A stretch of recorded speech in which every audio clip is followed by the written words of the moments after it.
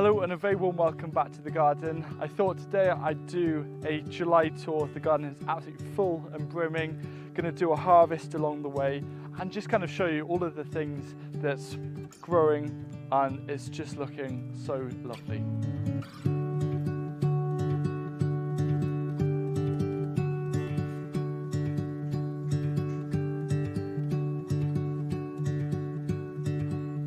I'm going to start off at the first bed that you see when you come through the garden gate and look on your left. This is one of my highlights of the year. It's caraway, and we've been harvesting a lot of the green caraway seeds, which have been such a beautiful flavour, and now they've dried basically. So I'm going to save as many of these seeds as possible, not only obviously to eat but also to grow next year. It's a biannual and it's been so productive, and it's amazing how many seeds you can get from around a square foot. Now moving on to this bed here, this is going to be next year's purple sprouting broccoli, intercropped with just a quick kind of cash crop of radish. Obviously I love leeks. Anywhere that I can find some leeks, I've put in some leeks here. And then there'll be a second flush on this sweet pea. So we've cut this all back. In August some point it'll come back with a second flush of flowers. But this is really exciting. This down here is one of my favourite vegetables. I'm going to find one to show you. It's called Celtis.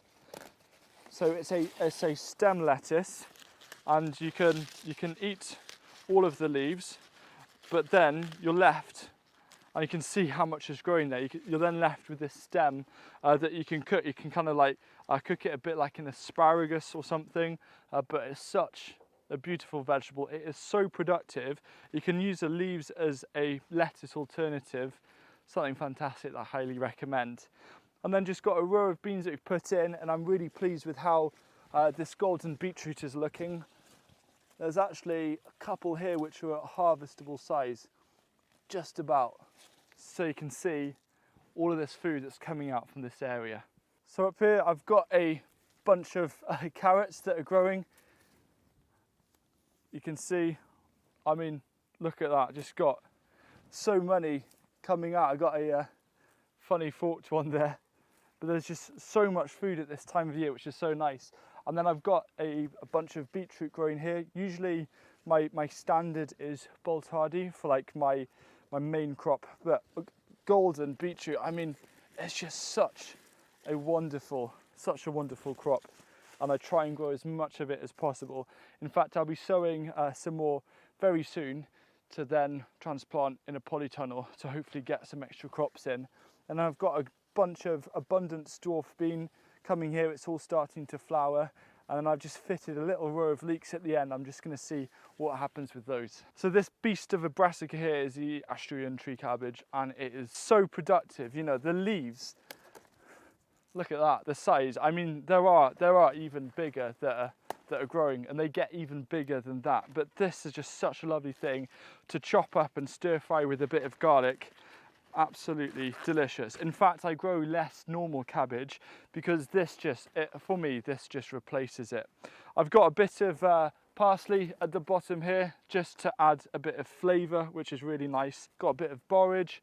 Here we've got a climbing bean. I've actually forgotten the variety, but that's looking so lovely. And then if I come round on this other side, I'm kind of being hidden here by, this is going to be chocolate sunflower that the heads are just starting to form. And then on this side I've got a red flowering buckwheat, which is, honestly, it's so beautiful. It's such a beautiful plant there's more kind of a pink flowering, but it's something that it looks lovely. I'll get a bit of a grain and I'm very happy with it. I'm a big fan of kohlrabi, and you can enjoy it in lots of different sizes. This is kind of the smallest where I will start harvesting it, a bit like the size of a golf ball, but it can get as big as you want.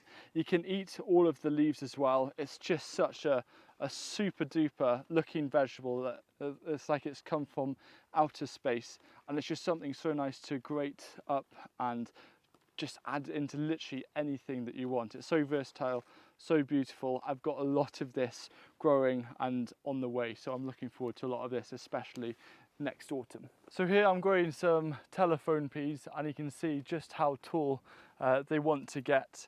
This is such a delicious variety, nice big peas and nice big productive pods. But sadly not everything can be perfect in the garden. There's some signs of some powdery mildew at the bottom. So I'm just hoping that, you know, it's quite a common time of year to get powdery mildew on peas. So I'm just hoping that there's enough energy in this to finish the cropping and enjoy as many peas from this as possible. Then further down here, you know, nasturtiums, they are so beautiful. They add a bunch of colour all around the garden. You can also eat the leaves, eat the stems, you can eat the seeds. There's a bunch of things happening in this corner. Firstly, I'm growing mangelwurzel or mangle beet, inspired when I went to visit Stephanie Hafty, and she was growing a massive one, and apparently says makes a good wine. So I've got a bunch here and it's really starting to develop. Got rocket flowers, they're just such a delicious, delicate flower. So much flavour. And then just here actually, my field beans that I've planted, which are they're just a bit of a broad bean alternative, kind of grown as a cover crop, but I think are really delicious because they're broad beans but kind of half the size, and they create these much kind of smaller, cuter pods, and they're incredibly productive. So it's really nice to see these coming into harvest because it's out of the broad bean season now, but these are now going to replace that, so I can continue to get and enjoy the same flavours. And then over here, it's our second slightly smaller onion patch. The onions are starting to flop over, which means it is time to start thinking about harvesting them. And look, it's just so amazing coming up to the garden whenever you need some food. And just at an arm's length, you can reach so much different food. I don't know where I can fit this now. One of my favourite crops of the garden right now, and it's the thing that I celebrate when it starts running to seed, which is easily done, is coriander and their stunning green coriander seeds. In fact, if you want to have a fresh taste of coriander all through winter, you can combine this, mash them up with a butter, and then roll it into a stick, wrap it in greaseproof paper, and then freeze it. And then you can just cut off as much butter as you need that's infused with coriander, and you can enjoy the stunning flavour right through winter. So along the length of most of this bed, I'm growing one of my favourite kind of standard pea varieties, and it is Kelvedon Wonder, and it's coming into kind of proper production right now. There's just so many peas here, and touch wood, I don't know if bamboo counts as wood, probably not, it's a grass, but this isn't actually showing any signs of powdery mildew, so hopefully I've got no worries about this. I'll be able to get a lovely harvest from this area. So just down here I'm growing a fennel variety called Rondo, and I'm just twisting it gently to pull it out, and look how beautiful that is. I'm really pleased that, well, only a couple of the fennel at the top bolted, but again, we had so much dry weather, so it's so nice to be able to enjoy fennel and not have it gone to seed. This is one of the darkest corners of the garden, and also I don't think the soil health of this bed is that healthy, so I'm experimenting with a little bit more of cover cropping here, and also just put in some extra lettuce because they grow pretty well in not so good quality soil. You can see that this coriander has run to seed, but it does mean I can get more green coriander seeds, more than I need. We've put some leeks in the back. This is where we actually had a row of foxglove to add a bunch of colour in I feel that this is a very overly green corner. But overall, I'm happy with this. We've got, just out of sight, we've got Vesper field beans that are just starting to come through. Apparently they're culinary field bean, and I'm really excited to compare the taste of those compared to the normal field beans that I harvested earlier. This is the kale bed. One mistake that I make year after year is just growing too much kale. There's only so much that I can take, and it is so productive. So I'm limiting the kale this year really to this half of the bed. 3 different varieties. The main one that I really love is this Hungry Gap kale. Has a very different leaf, but I really enjoyed growing it in another part of the garden last year and early this spring. And it's just going to be a nice green patch during winter. And then behind me I've got Abundance Climbing Bean and then Trail of Tears. They're looking great. I'm so pleased The climbing beans are a bit late to the party this year, but they finally reached the top, which I'm very excited about. So here I need to build a little structure because I've got some outdoor cucumbers that are actually doing pretty well. I'm growing market more, which is a very common one to grow in the UK, especially outdoors. And then I got a new crop that I've never grown before here. It's quinoa, and I'm amazed by how fast it grows. You just put in a plant and it just starts, every single time I look at it, it's got bigger and bigger and bigger. And then there's the main onion patch just over here. And again, just getting, you know, really nice harvest of onions. They've all flopped over, so I think I'll probably harvest all of these today, and then I'll put something else straight away because it is the end of July, so I can squeeze in some more crops still. If I can do that and get another harvest and some more food out of this space, I gotta go for it. But you'll just see very quickly if I just start grabbing these onions. It took me no time at all, and that's only a drop in the ocean for this whole area. So in this bed here I've got a courgette plant with a lot of courgettes starting to form, and sometimes it's really nice just working with the smaller courgettes, and because there's a lot on the way and obviously more plants around, I'm going to start harvesting these, and so I can enjoy some nice, probably grilled on a fire or on a barbecue, cut in half. So tasty, so simple and very filling. So this bed is the asparagus bed. Now as the asparagus is over, just waiting for the calendula just to continue doing what it's doing with this beautiful hedge. Put some amaranth on the corner just to add a very different bit of colour. I thought the only colours around here will be green and orange, so adding that kind of red purple I think works really nicely. So this is a brassica seed bed where we've basically all of the important things we've transplanted. I will transplant some of the other crops in there. Got some more climbing beans, ochre around the side. The artichoke now, I'm just going to let it flower, which will look really lovely. I'm really pleased with so far the results of the compost pathway.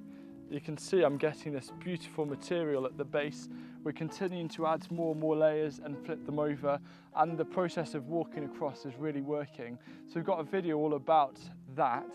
But if you also want a really easy way of just seeing how it is, we've actually got a Project Leeks blog, the project that we're doing to help make growing food as affordable and accessible as possible. And there'll be a link to that blog about creating compost pathways, so you too can implement this and start, you know, even in a small space. You don't have to sacrifice growing space for making compost, instead make it in your paths so you can grow more food. So this little corner up here, we have the leek seed bed, so we've been transplanting loads of leeks. This area up here I'm very happy with. This is Llanover peas, so it's a Welsh pea variety, and the peas are absolutely massive. When they get to the right size, they're almost like a field bean size, which is something that we actually have growing here. And the thing that's so nice about this variety is that even when the peas are massive, unlike kind of more modern varieties which start tasting really starchy and really not nice, these maintain their sweetness, and it's so nice to start enjoying these again. And also, something that I found very interesting is we let this celery flower. It's kind of flopped after the heavy rain, but I had no idea that celery flowers are so small and delicate and beautiful. This is a coffee grounds bed, which I actually spoke a little bit about in the previous video about a formula for growing food affordably. It's looking really good. We've kind of started to mix things up a bit, but the coffee grounds have performed, I think, really well in terms of how the peas have turned out. So that's really useful. We're also experimenting with, at our other site, the potential of using used coffee grounds as pathways, as a pathway mulch for market gardens. So we're just learning a bit more about that, and we'll share the findings soon on Project Leeks blog. Now these are my Christmas potatoes. These are sapamiris, but I'm really excited. But even though I'm going to let them die down, I think I'll just harvest a bucket to kind of see how they're doing. So my verdict is that, you know, I've got the number of potatoes that I need, but not the right size, and they are a main crop. The other thing that I also need to do is probably give them a little bit of a water, and then they're all going to swell up to be nice big size, and I'm going to keep them in the pots and harvest them from December onwards. I love this little section at the top here. There's a few different things happening. We've got some little coriander flowers. This dill, you can see a lot of dill around the garden. This is stunning. It's a stunning flower, and it's kind of growing in between this leek seed head. You can now see why I always go on about saving some leeks back as an ornamental. I've got a little bee that's kind of, it's a little Welsh black honeybee that's climbing around on the other side. But I just love the fact that the dill is growing through the leek flower. This area was quite an underutilised part of the garden, but we've now put in a bed. This is Rhonda Black runner bean growing up here. It needs a bit of a prune, it's gone nuts. Got some sunflowers as well, a few different things growing around. This big squash plant here, this is a spaghetti squash, one of my favourite things. And then behind you can just make out the netting, that's where our red currants are. We had such a beautiful harvest of red currants this year, and I don't know, I just love them. Having that red currant hedge running all the way along at the back of the garden is one of my favourite little things, and it provides a little bit of protection for the rest of the plants. Here we are in the solar tunnel. This grapevine is going nuts, but the birds seem a bit desperate this year, and they've been going for the grapes before they've even ripened. So we've just put up a few of the CDs to help scare them away. We'll probably net some of them, but it's such a nice feeling to have a grapevine in here. And then also we've got just everything from sweet corn that's intercrop with dwarf French beans. We've got cucumbers, tomatoes, nice hanging baskets. It's just such a lovely little green jungle to be in. But the polycrop is even more of a jungle right now. So the polycrop is well and truly a jungle, and I'm struggling to walk through, but I don't mind. Firstly, I want to draw your attention. I've got 3 tomatoes in here which were self-sown, and they were just growing. I thought I'll just let them grow and see what happens. This here is a cherry tomato, and it's been incredibly productive. This is one plant, and there's just so many flowers and fruits forming. It's absolutely nuts, and it tastes absolutely delicious. I don't know. It's just so good to actually be enjoying fresh tomatoes once again.